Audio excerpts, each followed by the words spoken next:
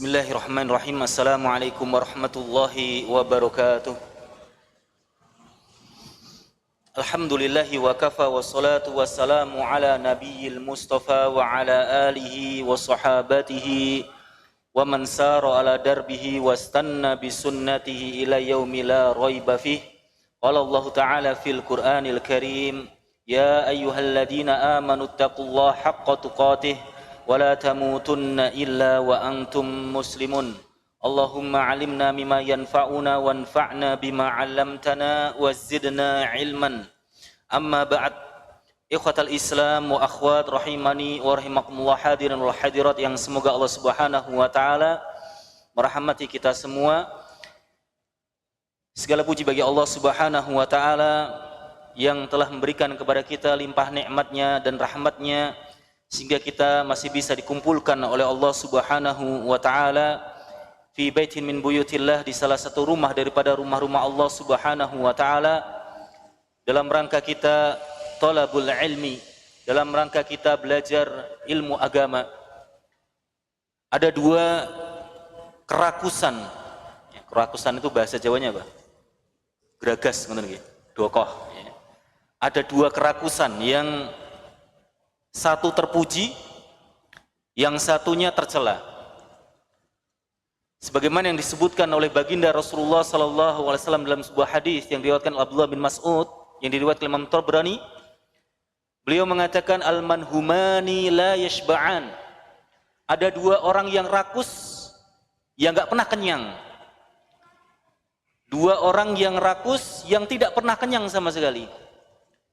Yang pertama adalah talibul ilm, orang yang belajar ilmu agama. Ya, semoga panjenengan semua yang duduk di sini ini adalah rakus terhadap ilmu, yang tidak pernah kenyang terhadap ilmu, sehingga mencari terus ilmu, mendatangi kajian-kajian, ya, mendatangi majelis-majelis ilmu, membaca banyak buku, tidak pernah puas dengan segelintir ilmu yang kita dapatkan. Ini adalah rakus yang terpuji. Dan yang kedua adalah talibud dunia, orang yang mencari dunia, orang yang hubbud dunia, cinta berlebihan terhadap dunia. Nah, ini adalah orang yang tidak pernah kenyang dengan dunia. Seandainya dia punya satu gunung emas, maka dia akan cari gunung emas yang lainnya. Maka tinggal kita pilih, kita mau yang mana? Kita mau yang talibul ilmi atau talibud dunia? Jamaah rahimani wa rahimakumullah, semoga salawat dan salam senantiasa tercurahkan kepada baginda Rasulullah sallallahu alaihi wasallam, kepada keluarganya dan orang-orang yang senantiasa mengikuti jalan beliau hingga yaumil qiyamah. Kita lanjutkan pembacaan kitab I'tiqad Ahli Sunnah karya Syekh atau Imam Abu Bakar Ahmad bin Ibrahim Al-Ismaili rahimahullahu taala, yang mana pada pertemuan yang lalu kita telah membahas kurang lebih 7 akidah Ahlus Sunnah wal Jamaah. Ya, kita bacakan sebagai murajaah, sebagai pengingat saja. Ya, akidah yang pertama adalah beriman kepada Allah, kepada malaikatnya, kepada kitabnya, kepada rasulnya. Yang kedua adalah menerima apa-apa yang datang dari Al-Quran. Apa yang disebutkan dalam Al-Quran kita imani, kita amalkan. Begitu juga apa-apa yang datang dari hadis berupa kabar yang sahih, tanpa menolaknya sama sekali. Yang boleh kita tolak adalah istidlalnya, pendalilannya, bukan dalilnya. Menolak Al-Quran dan menolak hadis bisa mengeluarkan seseorang dari agama Islam. Tapi yang boleh kita tolak adalah pendalilannya. Oleh maka itu ulama berbeda pendapat dalam masalah pendalilan, ya, dalam masalah istidlal. Yang ketiga, akidah Ahlussunnah wal Jamaah mengimani Asmaul Husna dengan sifat-sifatnya, bahwasanya Allah memiliki nama-nama yang mulia dan sifat-sifat yang mulia. Nah, ini harus kita imani semuanya. Kemudian yang keempat, meyakini Allah punya sifat tangan. Allah memiliki tangan. Kemudian yang kelima, tangan Allah tidak terbentang. Tangan Allah tidak terbelenggu, tapi terbentang, ya, membentang, memberikan rizki kepada yang Allah kehendaki. Tidak sebagaimana anggapan orang-orang Yahudi bahwasannya tangan Allah itu terbelenggu, terikat, ya. Sedangkan Ahlus Sunnah wal Jamaah tidak mengimani seperti itu. Kemudian yang keenam, Allah itu istiwa di atas arsy. Kemarin sudah kita sebutkan, istiwa jangan diterjemahkan sebagaimana orang-orang menerjemahkan bersemayam. Karena kalau kita terjemahkan istiwa itu bersemayam, berarti kita menyamakan antara Allah dengan makhluk. Ya, istiwa kita terjemahkan sebagai istiwa saja, di atas arsy. Kemudian yang ketujuh, Allah menguasai makhluknya. Artinya Allah itu menciptakan makhluknya tanpa membutuhkan makhluk itu sama sekali.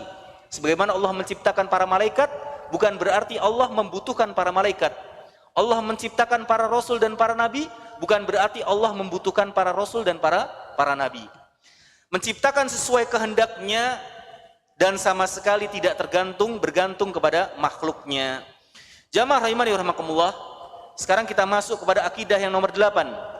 Berkata al-muallif ya rahimahullahu taala, al-Imam al-Ismaili rahimahullahu taala, wa annahu mad'uun bi asma'ihi. Sesungguhnya Allah Subhanahu wa taala diseru dengan nama-namanya. Nah, poin nomor 8 ini mengulang poin nomor 3. Sudah disebutkan bahwasanya salah satu akidah Ahlussunnah wal Jamaah mengimani nama-nama Allah Subhanahu wa taala yang mulia atau yang sering disebut sebagai Asmaul Husna. Kenapa Al-Imam Al-Ismaili mengulangi perkataan di sini? Wallahu a'lam bishawab. Ya, sebagaimana yang saya baca dari beberapa syarih yang mensyarah kitab beliau ini kelihatannya sedang mendikte. Jadi kalau kita mungkin pernah belajar ya di bangku sekolah, ketika guru kita itu mendikte, biasanya guru kita itu akan mengulang perkataannya apabila perkataan tersebut dianggap penting. Nah, bisa jadi Al-Imam Al-Ismaili ini mengapa mengulang perkataan tentang akidah Ahlussunnah wal Jamaah, yaitu mengimani asmaullah Al-Husna, kemungkinan beliau ini sedang mengulang perkataan beliau dan dicatat oleh murid-muridnya, sehingga ketika murid-muridnya menyalin perkataan beliau di dalam kitab ini, maka diulangi lagi. Gak apa-apa kita ulangi lagi ya. Wa annahu mad'uun bi asma'ihi. Sungguhnya Allah Subhanahu wa taala diseru dengan nama-namanya. Mausufun bi sifatihi allati samma wa wassafa biha nafsah. Dan Allah Subhanahu wa taala disifati dengan sifat-sifatnya yang Allah sendiri menamakan sifatnya tersebut dan mensifati dirinya sendiri. Dan juga wasammahu wa wasafahu biha nabiyuhu alaihi salatu wassalam. Begitu juga baginda Rasulullah sallallahu alaihi wasallam di dalam banyak hadisnya, beliau menyebutkan nama-nama dan sifat Allah Subhanahu wa taala dan mensifati ya sifat-sifat Allah Subhanahu wa taala. Sebagai contoh misalnya, dalam sebuah hadis disebutkan innallaha thayyibun, sesungguhnya Allah itu thayyib. Dan thayyib itu termasuk Asmaul Husna. Kalau dengan cari ya 99 nama Allah itu ada kata thayyib. Nah, di dalam hadis ini Rasulullah menyebutkan Allah itu thayyib. Berarti Allah itu Rasulullah menyebutkan sifat Allah yaitu thayyib. Ya, dan banyak di antara hadis-hadis yang menyebutkan nama dan sifat Allah Subhanahu wa taala. Dalil yang menunjukkan Allah itu punya nama yang mulia ya, firman Allah Ta'ala dalam surat Al-A'raf ayat 180, walillahil asma'ul husna fad'uuhu biha. Dan milik Allah nama-nama yang mulia, maka engkau berdoalah dengannya. Kemarin sudah kita sebutkan di antara faedah atau keutamaan Asma'ul Husna adalah sababun min asbabi istijabati doa, termasuk sebab daripada dikabulkannya doa.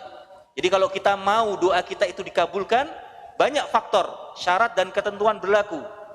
Di antaranya adalah tidak mengkonsumsi makanan-makanan yang haram, ya. Di antaranya adalah menjauhi kemaksiatan dan masih banyak contoh yang lainnya.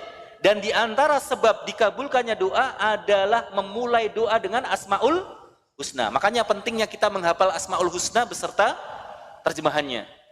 Ghaffar, apa artinya Ghaffar? Maha pengampun. Nah, ketika kita berdoa mengatakan ya Ghaffar, ya Ghaffar ikfirli, ya Allah ampuni aku. At-Tawwab, apa artinya At-Tawwab?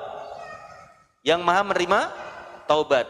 Ya Tawwab tubu ilayya, yang maha menerima taubat, aku bertobat kepada terimalah taubatku. Ya. Ar-Razzaq, apa artinya Razzaq? Yang maha memberi rezeki. Ya Razzaq urzuqni, dan sebagainya macamnya. Ini kita hafalkan Setiap kita berdoa, kita awali dengan nama-nama Allah yang sesuai. Ya, kita paskan dengan nama-nama Allah yang sesuai. Kalau kita minta rizki, ya nama Allahnya apa? Kalau kita minta ampunan, nama Allah apa yang cocok dengan hal tersebut. Ini pentingnya kita menghafal Asmaul Husna. Jadi bukan hanya sekedar dihafalkan, apalagi dinyanyikan, bukan ya? Tapi dihafalkan, dipahami terjemahannya, kemudian kita gunakan dalam doa kita. Dan ini termasuk sebab diterimanya doa seorang hamba dan dikabulkannya. Taib jamaah rahimani rahimakumullah, di antara dalil yang menunjukkan Allah itu punya Asmaul Husna jumlahnya 99 adalah sabda Rasulullah sallallahu alaihi wasallam, inna lillahi tis'atun wa tis'ina isman. Allah itu punya 99 nama. Man ahsaha dakhalal jannah. Barang siapa yang ahsa itu secara makna artinya menghitung. Ada yang mengatakan menghafalkannya. Nah, ini penting ini. Banyak orang semangat menghafalkan Asmaul Husna. Padahal makna ahsaha di sini bukan hanya sekedar menghafalkan, tapi mengamalkan Asmaul Husna tersebut. Salah satu mengamalkannya adalah mengerti kandungan Asmaul Husna, kemudian menggunakannya juga di dalam doa. Ya, ketika kita mengetahui Allah itu punya sifat alimun, khabirun, Allah itu maha mengetahui hamba-hambanya, maka kita tidak berbuat dosa. Ya, di dalam kesendirian kita. Karena ketika kita sendiri, kita berani berbuat dosa, berarti kita nggak paham. Allah itu punya nama alim yang artinya maha mengetahui.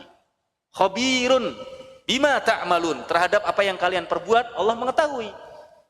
Nah, konsekuensi dari kita mengimani Allah memiliki nama alim, khabir adalah kita tidak berbuat dosa ketika kita sedang bersendirian. Ini makna barang siapa yang menghafalnya, maka dia masuk surga.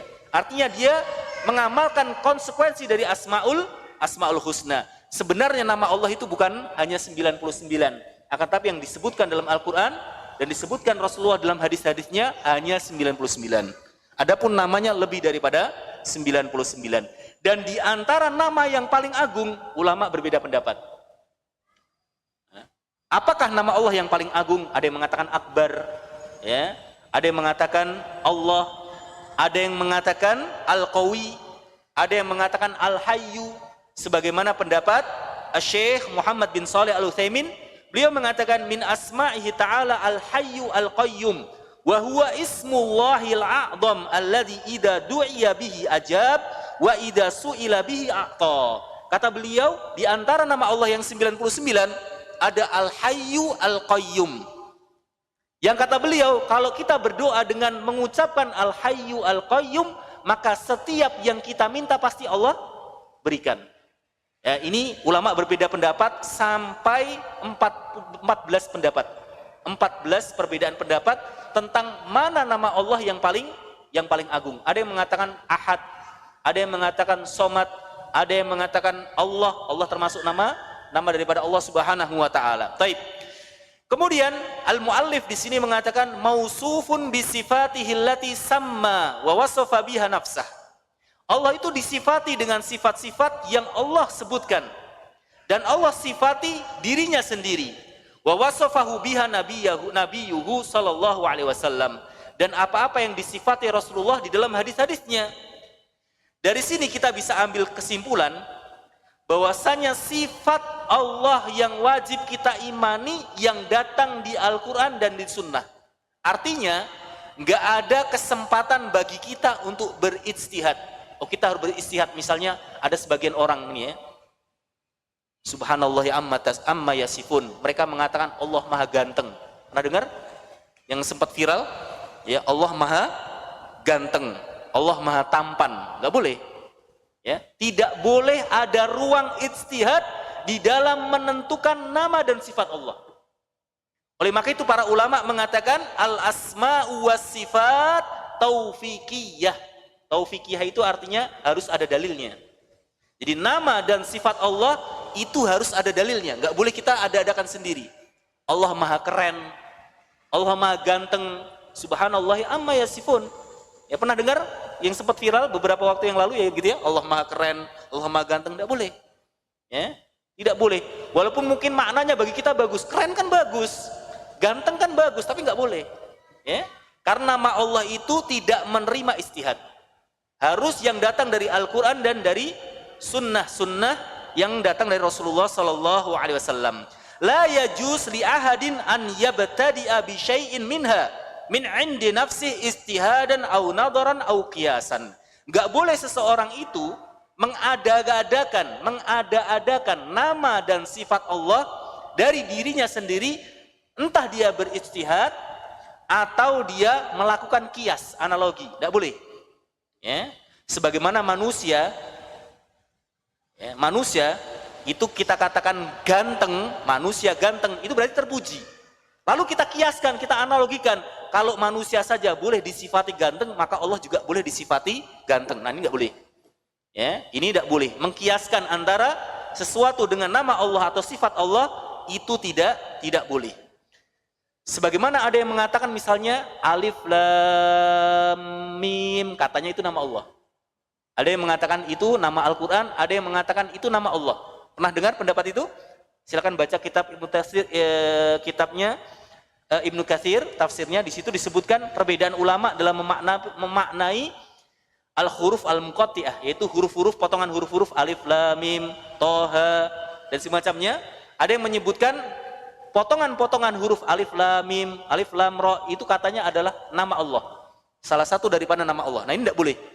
Ya, tidak boleh mengatakan bahwasanya alif lam mim itu adalah nama Allah Subhanahu wa taala, karena itu butuh dalil dan tidak ada dalil yang menunjukkan hal tersebut. Baik, sekarang kita akan bedakan. Apa beda antara nama dan sifat Allah? Nama dan sifat Allah apa bedanya? Yang pertama kata para ulama, nama itu menunjukkan dua hal. Fal ismu dalla ala amroini.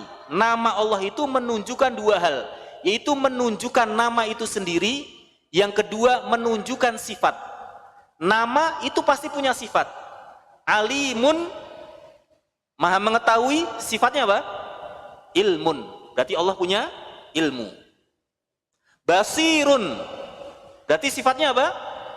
Basor, yabsuru, melihat. Ya. Sami'un, Allah maha mendengar, berarti sifatnya apa? Ya, sam'u, mendengar, pendengaran.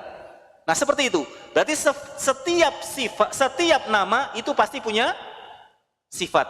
Tapi kalau sifat belum tentu punya nama.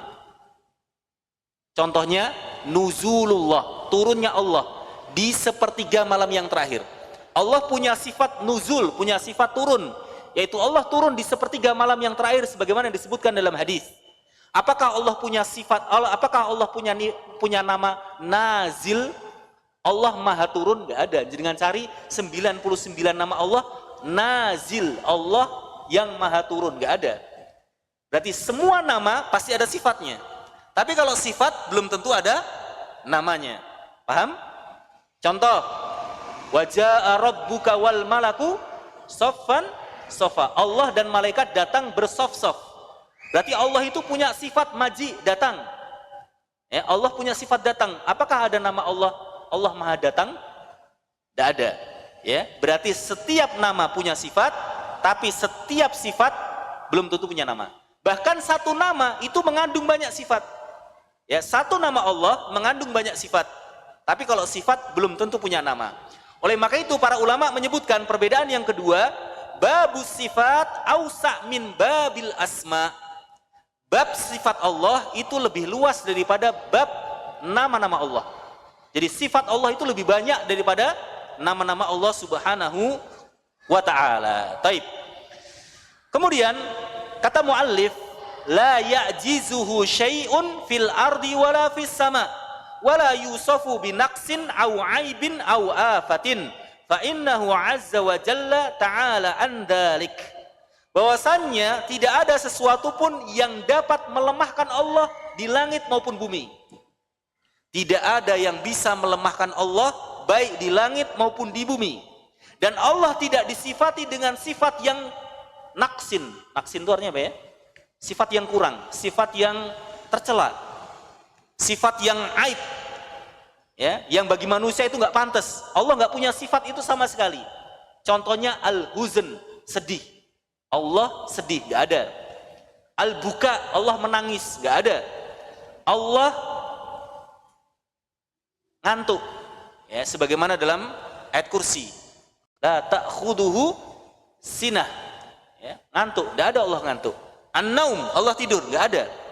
Nisyan, Allah lupa, nggak ada sifat Allah lupa. Sebagaimana dalam hadis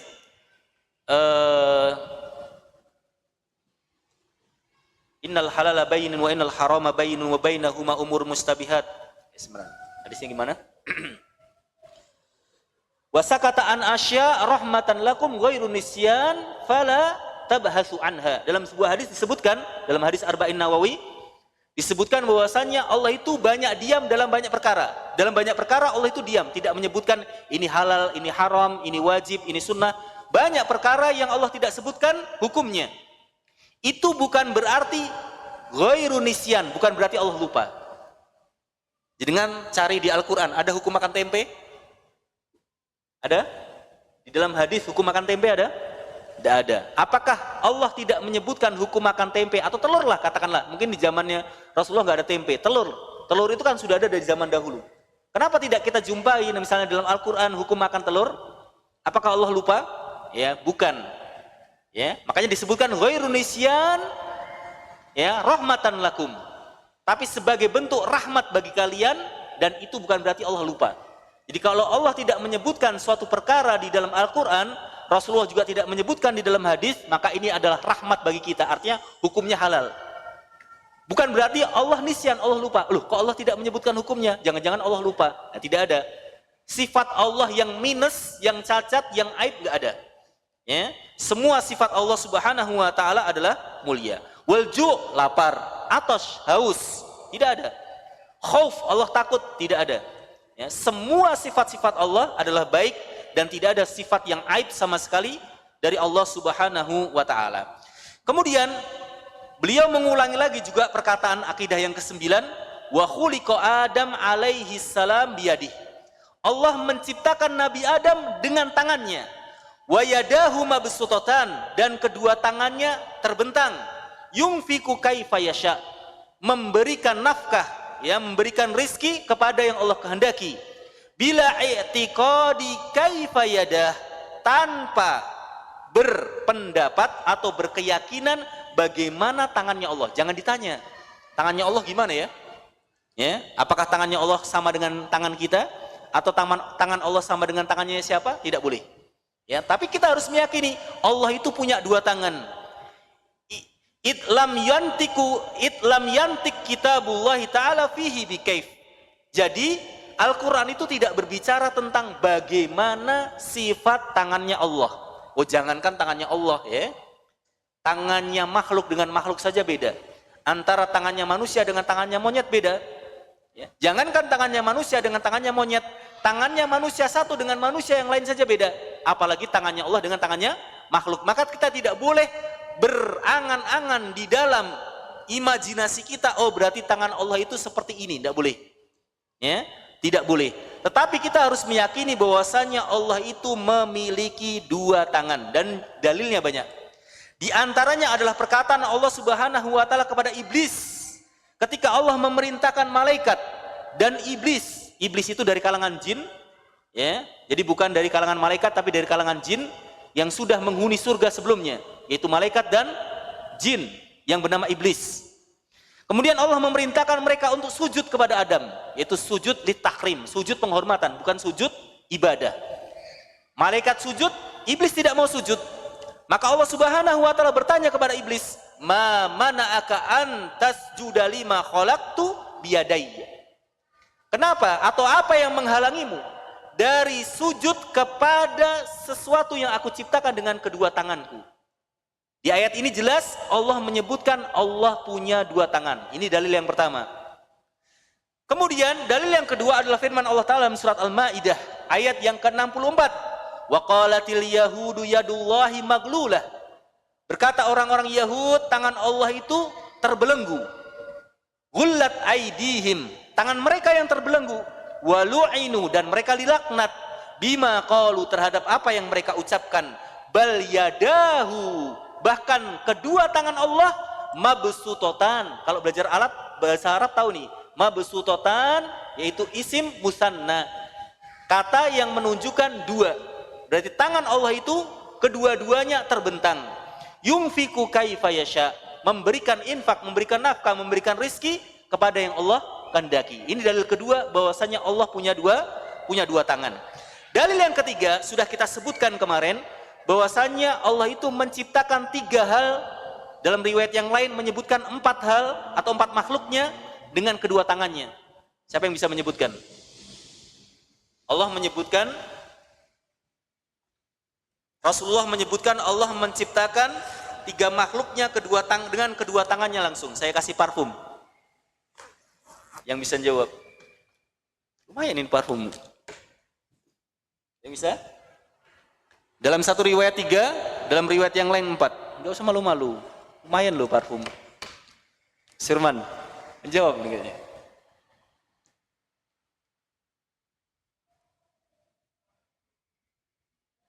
Arsh. Kemudian yang kedua? Adam. Ya, yang ketiga? Ya, betul, Masya Allah. Betul. Barakallahu fiik. Dalam sebuah hadis disebutkan, innallaha khalaqa salasata asya biyadi. Sesungguhnya Allah menciptakan 3 hal dengan tangannya. Khalaqa Adam biyadi, menciptakan Adam dengan tangannya. Wa katabat Taurat biyadi. Allah menulis Taurat dengan tangannya. Taurat itu ditulis oleh Allah Subhanahu wa taala dengan tangannya.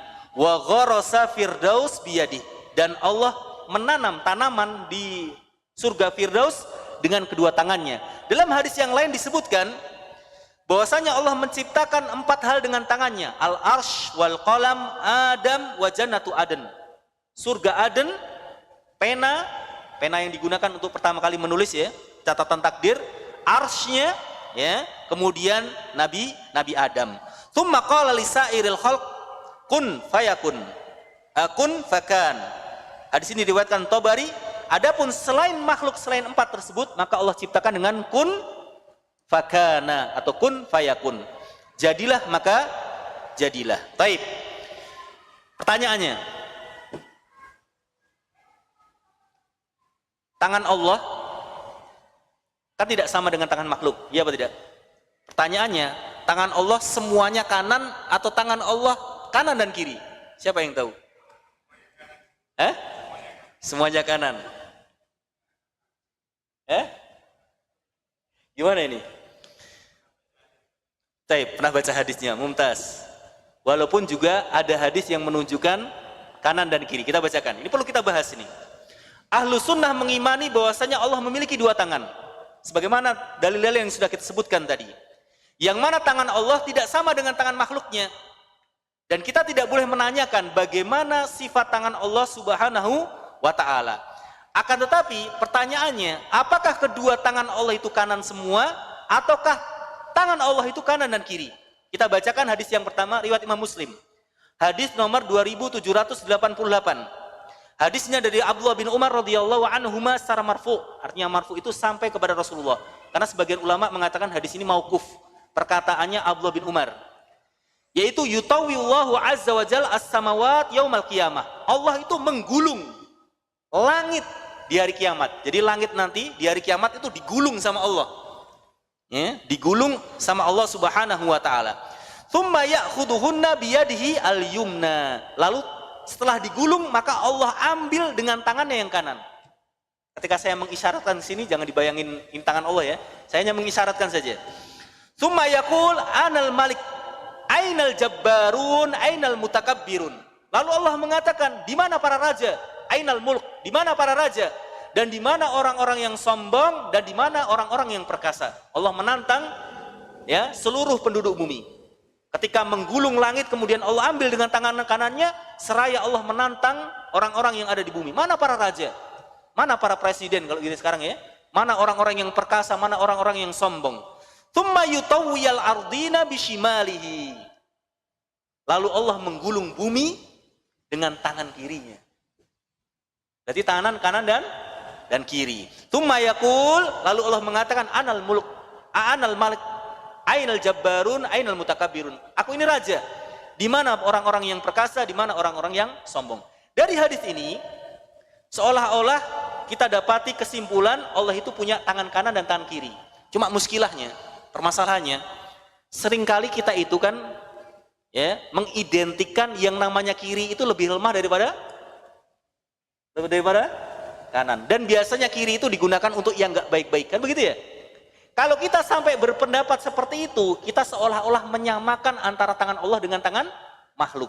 Jangan kita asumsikan kalau Allah punya tangan kiri, berarti tangan kiri Allah itu lebih lemah daripada tangan kanan. Berarti tangan kiri Allah itu lebih tidak baik daripada tangan kanannya. Gak boleh seperti itu, karena dari awal sudah kita katakan akidah Ahlussunnah wal Jamaah, nama dan sifat Allah itu gak sama dengan sifat Allah itu gak sama dengan sifatnya makhluk. Kalau Allah punya tangan kiri, maka tangan kirinya Allah ini gak sama dengan tangan kirinya makhluk. Baik, hadis yang kedua. Hadis riwayat Imam Muslim. Hadis nomor 1827. Dari hadisnya Abdullah bin Amr. Kalau tadi Abdullah bin Umar, ini Abdullah bin Amr bin As radhiyallahu anhuma marfu'an, secara marfu'. Innal muqsitina 'indallahi ala manabir min nurin an yamini rahman azza wa jal wa kilta yadayhi yamin. Orang-orang yang adil akan berada nanti di hari kiamat di surga, akan ada di sisi Allah, di mimbarnya Allah, yang mimbar tersebut terbuat dari cahaya. Di sebelah kanannya Rahman. Ar-Rahman yaitu maksudnya Allah. Kilta yadaihi yamin, kedua tangan Allah kanan. Jadi hadis yang pertama mengatakan Allah punya tangan kanan, punya tangan kiri. Hadis yang kedua disebutkan kedua tangan Allah kanan. Maka para ulama mencoba untuk mengkompromikan dua hadis ini. Kesimpulannya, al-maksud minal ayah wal ahadis bayanun annallaha lahu yamin washimal min jihatil ism. Dari ayat-ayat yang sudah kita bacakan tadi dan juga hadis-hadis, kita ambil kesimpulan bahwasanya Allah secara nama itu punya tangan kanan, tangan kiri. Artinya ini nama tangannya kanan, ini nama tangannya kiri. Amma min jihatil fadl, adapun dari sisi keutamaan, maka kedua tangan Allah itu kanan. Paham? Jadi Allah punya tangan kanan, punya tangan kiri, tapi dari sisi keutamaan, kedua tangan yang kanan kiri ini semuanya kanan. Paham maksudnya? Artinya dua-duanya ini tangan yang mulia, mubarakah, yang diberkahi. Baik. Kemudian sebagian orang mengingkari sifat Allah. Mereka lah yang dinamakan dengan mu'attil. Mu'attil itu artinya mengingkari sifat Allah. Yang gak sesuai dengan logika mereka, maka mereka ingkari. Dan biasanya mu'attil ini musyabbih. Musyabbih itu artinya dia punya logika Allah gak boleh punya sifat yang sama dengan makhluk. Kalau Allah punya sifat yang sama dengan makhluk, maka harus ditaktil. Artinya taktil itu artinya gak dipakai, dibuang. Allah punya tangan, manusia punya tangan. Wah, nggak boleh nih. Masa Allah punya tangan sama dengan makhluk? Berarti kita tidak mengimani tangan Allah. Itu kelompok yang pertama, namanya mu'attil. Yang kedua, ada kelompok yang menamakan diri atau kita namakan mereka adalah ya orang-orang yang senang mentakwil. Ya, senang mentakwil. Mereka mentakwil sifat Allah. Sebenarnya sama aja. Itu karena mereka nggak ingin menyamakan antara Allah dengan makhluk. Allah punya tangan, makhluk punya tangan. Nggak mungkin ini. Makhluk punya tangan, masa Allah punya tangan? Berarti Allah sama dengan makhluk, kan nggak boleh. Laisa kamitslihi syai'un wa huwas samiul basir. Allah itu tidak serupa dengan sesuatu. Maka ketika sesuatu itu punya tangan, maka harusnya Allah nggak punya tangan. Maka mereka mentakwil. Mentakwil itu artinya melarikan makna yang hakiki kepada makna yang lain. Maka mereka larikan makna tangan kepada al-quwwah. Apa artinya quwwah? Kekuatan. Jadi ketika Allah katakan Allah itu punya tangan, maka mereka katakan Allah punya kekuatan. Paham? Paham ya? Jadi kalau kita ada menemukan di dalam ayat-ayat Al-Quran, hadis-hadis Rasulullah yang menyebutkan Allah punya tangan, berarti Allah punya kekuatan. Nah, ini pendapat yang nyeleneh. Kenapa nyeleneh? Karena bagaimana cara menerjemahkan ya, menerjemahkan bahwasanya Adam itu diciptakan dengan kedua tangan Allah. Berarti Allah punya dua kekuatan. Apa maksudnya ini Allah punya dua kekuatan? Nah, ini aneh. Ya, mereka kalau ditanya apa maksud dua kekuatan, mereka nggak bisa jelaskan. Nah, ini menunjukkan kebatilan perkataan mereka. Jadi saya ulangi lagi, Allah itu punya tangan. Bahkan di dalam banyak hadis, di dalam banyak dalil disebutkan perincian tangan Allah. Contohnya Allah itu menggenggam. Allah itu punya jari. Apalagi ya? Allah punya jari, Allah menggenggam, ya. Kemudian disebutkan juga bahwasannya Allah itu menggulung tadi ya. Allah menggulung dan semacamnya. Contoh misalnya nih, kita bacakan.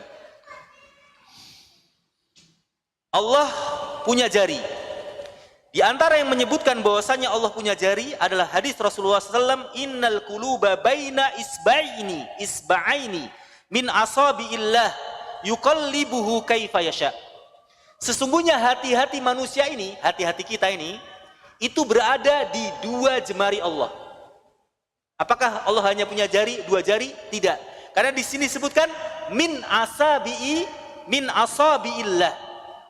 Jari-jari manusia, hati-hati manusia di antara dua jemari dari jari jemarinya Allah.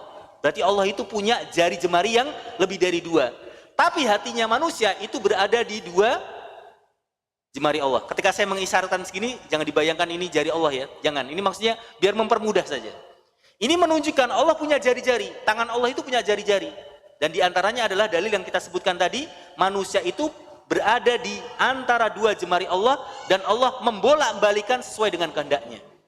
Ya, bisa jadi pagi hari Muslim, sore hari kafir, atau pagi hari kafir, sore hari Muslim. Banyak kan seperti itu ya.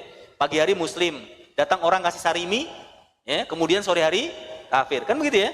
Ada orang yang pagi harinya kafir, masya Allah datang ustadz, kemudian kasih pencerahan, ya, siang harinya Muslim. Banyak kejadian seperti itu. Ini menunjukkan jari manusia, hati-hati manusia ini lemah. Ya, di antara jari jemari Allah Subhanahu wa taala. Oleh maka itu doa yang banyak dibaca oleh Rasulullah SAW, pada Rasulullah sudah dijamin masuk surga, tapi beliau masih banyak berdoa dengan doa ini, ya muqallibal qulub. Hai zat yang membolak-balikkan hati. Ya, sabbit qulubana ala dinik. Teguhkan hati-hati kami di atas agama Engkau. Taib. Kemudian Allah menggenggam. Berarti kalau Allah menggenggam, para ulama mengatakan berarti Allah itu punya telapak tangan. Punya jari, punya telapak tangan. Karena Allah menggenggam. Di antara dalilnya adalah surat Zumar ayat ke-67. Wa ma qadarullah haqqa qadrih wal ardu jami'an qabadatuhu yaumal qiyamah was samawat mutwiyatun biyaminih. Bahwasanya ya, bumi semua ini aku genggam. Qabadatuhu, yaitu Allah genggam. Yaumal qiyamah, pada hari kiamat. Was samawat, dan langit-langit mutwiyatun biyamini, dan langit-langit itu digulung oleh Allah Subhanahu wa taala dengan tangan kanannya. Ini surat Zumar ayat ke-67. Ibnu Jarir mengatakan ketika menafsirkan ayat ini, membawakan perkataan Ibnu Abbas radhiyallahu anhuma, annallaha yaqbidus samawatihi wa ardihi yaqbidus samawatihi wa ardahu biyadihil yumna. Allah Subhanahu wa taala menggenggam langit dan juga bumi dengan tangan kanannya. Wa tabqa yaduhu shimal farigotan. Adapun tangan kiri Allah tidak melakukan apa-apa. Jadi ketika menggenggam langit dan bumi di hari kiamat, maka Allah genggam langit, Allah genggam bumi, kemudian tangan kiri Allah Subhanahu wa taala tidak melakukan apa-apa. Ini tafsirannya Ibnu Abbas ya radhiyallahu anhuma. Taib. Kemudian akidah yang berikutnya, la yu'taqadu fihi al-a'dha wal jawarih wala tulu walal 'adbu wal ghaldu wad diqqatu wa nahwu hadha mimma yakunu mithluhu fil khalqi wa annahu laysa kamitslihi syai'un tabaraka wajhu rabbina dzul jalali wal ikrami. Dan tidak meyakini atau tidak berkeyakinan bahwasanya atau tidak diyakini bahwasanya Allah itu punya anggota tubuh. Allah itu tidak punya jawarih, tidak punya jasmani seperti kita ini. Tidak punya anggota tubuh, tidak punya jawarih anggota tubuh ya, sama jawarih dan a'dha itu sama anggota tubuh. Walatul walal ard, tidak punya tinggi, tidak punya lebar. Wal ghaldu, Allah itu tidak tebal, tidak tipis. Wa nahwu hadza mimma yakunu misluhu fil, dan yang sebagai macamnya yang serupa dengan makhluk. Nah, perkataan seperti ini adalah perkataan ahlul bid'ah. Lalu kenapa beliau menyebutkan pendapat seperti ini untuk membantah ahlul bid'ah? Bahwasanya ahlul bid'ah itu seringkali menyebut kita ahlu sunnah, ya, ahlu sunnah ini mengatakan Allah punya mata, Allah punya tangan, berarti Allah itu punya anggota tubuh. Ini adalah dalil yang selalu mereka pakai. Ya, mereka mengatakan Allah punya tangan, berarti Allah punya anggota tubuh. Kalau Allah punya anggota tubuh, berarti sama dengan makhluk. Sebagaimana mereka menyebutkan Allah bisa melihat, Allah itu melihat. Berarti kalau melihat punya mata, kalau punya mata berarti sama dengan makhluk, berarti kalau sama dengan makhluk, berarti Allah itu punya anggota tubuh, yaitu mata. Allah Maha mendengar, Allah berbicara, misalnya Al-Quran itu kalamullah. Al-Quran itu adalah perkataan Allah. Jadi Allah itu memiliki sifat berbicara. Berarti kalau Allah punya sifat berbicara, berarti Allah itu punya kerongkongan, Allah punya lidah, Allah punya gigi, punya bibir. Karena untuk berbicara, manusia, hewan, itu harus punya lidah, harus punya bibir, ya, harus punya gigi, harus punya pita suara. Berarti Allah juga sama, harus punya seperti itu. Berarti Allah punya anggota tubuh. Nah, ini perkataan yang tidak benar. Ya, perkataan yang tidak benar. Oleh maka itu beliau mengatakan wala yu'taqadu fihil a'dha. Tidak sebagaimana anggapan ahlul bid'ah bahwasanya ya kalau kita mengimani Allah punya tangan berarti Allah punya anggota tubuh. Tidak seperti itu. Tidak harus ketika kita mengatakan Allah punya tangan berarti Allah punya anggota tubuh. Karena Allah itu berbeda dengan makhluk. Tapi kalau kita katakan monyet punya tangan berarti monyet punya anggota tubuh. Manusia punya tangan berarti manusia punya anggota tubuh. Nah ini benar. Tapi kalau kita katakan Allah punya tangan berarti Allah punya anggota tubuh, nggak harus. Tidak harus, karena Allah tidak sama dengan makhluk. Ini harus kita pahami. Ya, ini yang harus kita pahami. Sama dengan seperti ini. Allah turun ke langit dunia di sepertiga malam yang terakhir. Kalau kita samakan antara turunnya Allah dengan turunnya makhluk, berarti ketika Allah turun, arsy-nya kosong. Kenapa? Karena di dalam logika kita berpikir, kalau Allah turun sama dengan orang turun dari genteng, berarti di genteng nggak ada orang. Pak Fulan di atas genteng, kemudian turun ke bawah, berarti di atas genteng tidak ada Pak Fulan. Ini berarti menyamakan antara Allah dengan Pak Fulan. Ketika kita kan Allah turun dari langit, Allah turun ke langit bumi di sepertiga malam terakhir, kemudian logika kita akan mengatakan, oh berarti arsy-nya kosong.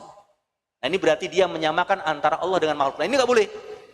Ya, tidak boleh karena Allah tidak sama dengan makhluknya. Bagaimana turunnya Allah? Bagaimana turunnya Allah? Wallahu a'lam. Kita nggak tahu. Yang penting Rasulullah menyebutkan Allah turun di sepertiga malam yang terakhir. Bagaimana turunnya? Kita tidak tahu. Apakah ketika Allah turun, Allah meninggalkan arsy-nya? Kita tidak tahu. Wallahu a'lam bishawab, karena tidak ada kabar tentang hal tersebut. Sama, ketika Allah menyebutkan Allah memiliki dua tangan, apakah kita katakan Allah punya anggota tubuh? Kita tidak menafikannya dan kita tidak menetapkannya. Itu akidah Ahlussunnah wal Jamaah.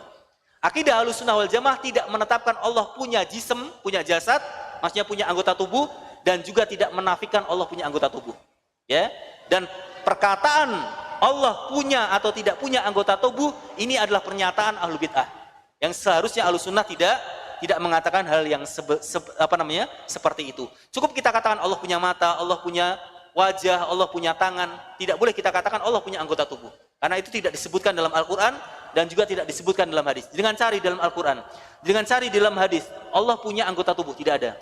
Tapi Allah punya wajah, Allah punya tangan, Allah punya dua tangan, ya, Allah melihat dan semacamnya disebutkan, ya. Tapi itu bukan melazimkan bahwasanya Allah punya anggota tubuh. Taib. Tabarakasmu rabbika dzil jalali wal ikram. Maha agung, ya, nama Allah Subhanahu wa taala yang memiliki kebesaran dan karunia. Di sini juga ada penetapan bahwasanya Allah punya wajah. Tabaraka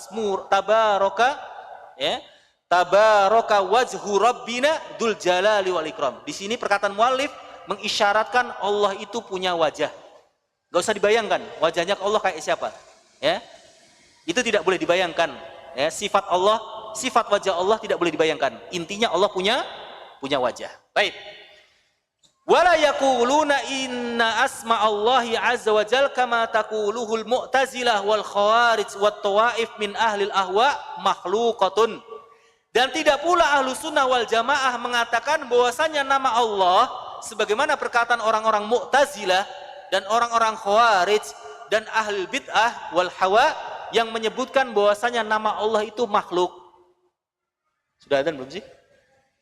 Sudah? Belum? Baik, satu lagi.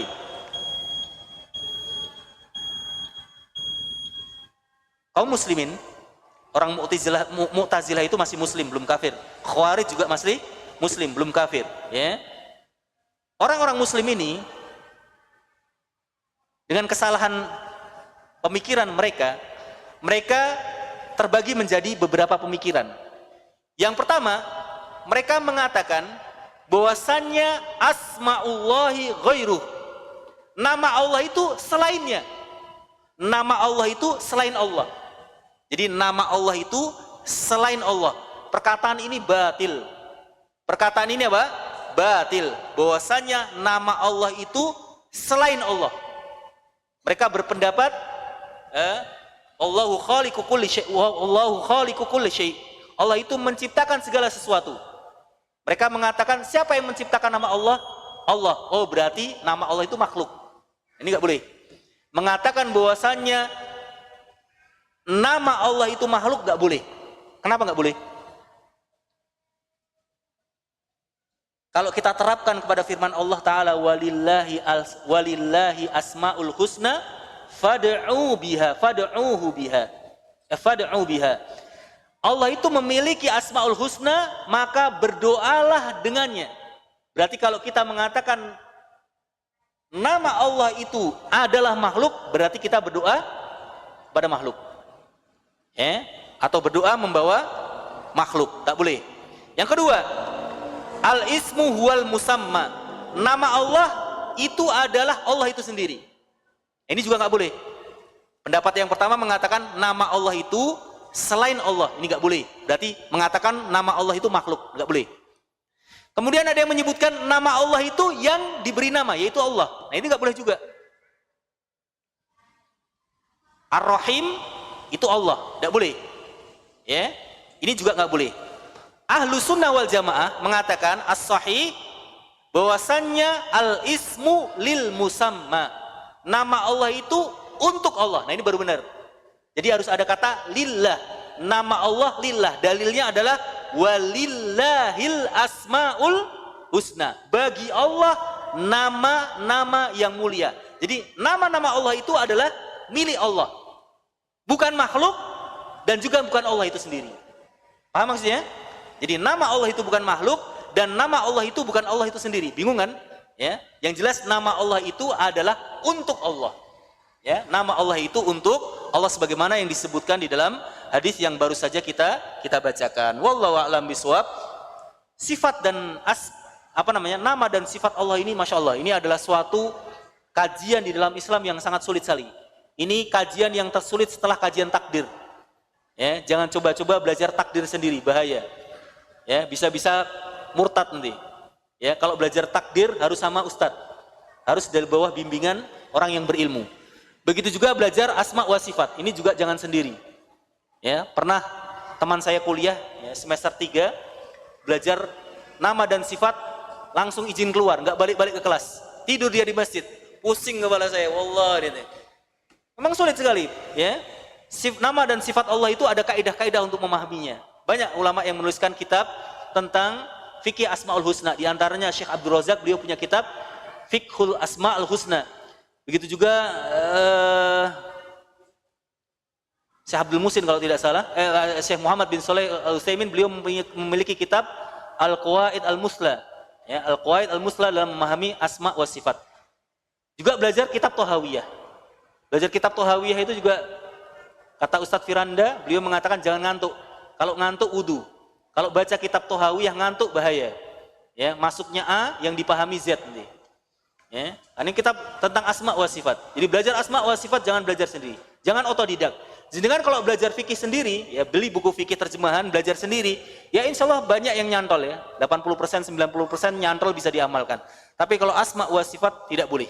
Ya, harus belajar dengan panduan orang yang berilmu. Wallahu a'lam bishawab.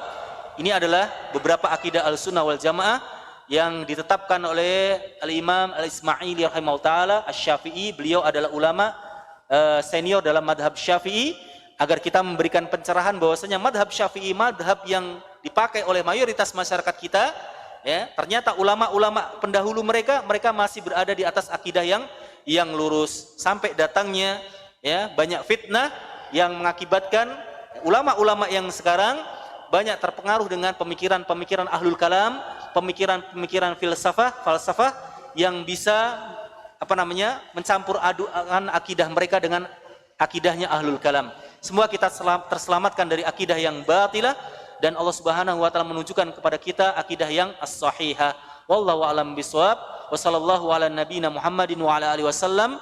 Assalamualaikum warahmatullahi wabarakatuh.